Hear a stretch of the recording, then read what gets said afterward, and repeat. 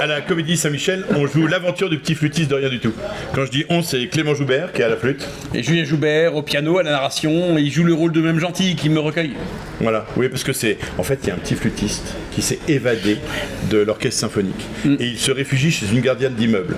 Et c'est l'occasion de faire beaucoup de musique, de faire beaucoup de clownerie, de pitrerie, tout en passant tout le répertoire de la grande musique, disons la musique classique, en revue.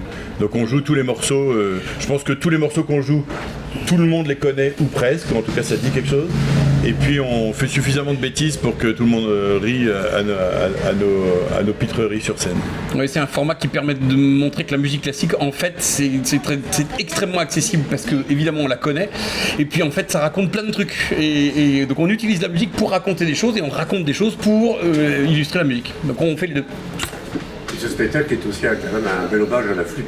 Ah oui, moi je suis flûtiste depuis, ça fait plus d'années que je suis flûtiste et j'aime cet instrument-là. C'est la flûte qui m'a donné envie d'être chef d'orchestre ensuite, c'est la flûte qui m'a donné envie de faire de la musique, d'avoir des émotions et donc j'ai envie de les transmettre.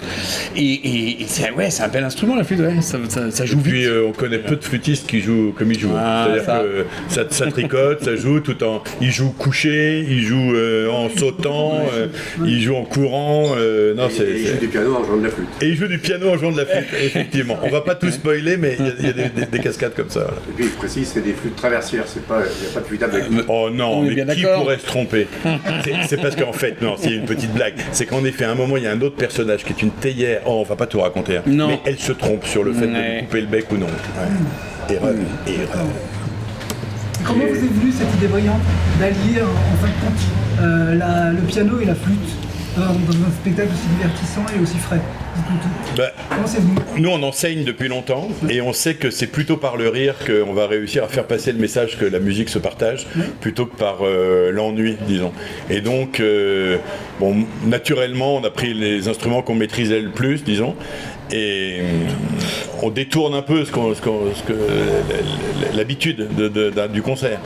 Et puis on se connaît bien depuis longtemps, on est frères et on a toujours aimé travailler ensemble, jouer ensemble, pas que de la musique d'ailleurs, et ça se ressent sur scène je crois. Et donc on avait envie de créer un spectacle où le public ressente qu'on a envie d'être ensemble, on a envie de déconner ensemble. Ouais. Il y a une vraie complicité, une voix de vivre qui est totalement palpable en fait pendant 50 minutes. Bon bah tant mieux. Vous partagez complètement avec le public, ça c'est bien. Alors, Paris réussi alors. Bon. Merci. Bah, merci bien. Merci. Très amusant. Merci beaucoup. Venez donc, c'est mardi, mercredi, jeudi pendant les vacances. Voilà. Et puis pendant l'année, ça sera tous les mercredis après-midi. Et puis aussi tous les jours fériés, 11 novembre et autres. On essaye de jouer le maximum. Voilà. Prenez vos places sur jusqu'en avril. Jusqu'en avril. Voilà. Donc voilà, prenez vos places. Sur Billets Réduc en ce moment, il y a une offre de lancement, donc ça se rate pas. Voilà, et tout ça à 3 horaires différents. Vous avez le choix pour aller voir et bien vous applaudir. Ouais. Merci beaucoup. Merci. Avec grand plaisir. Merci.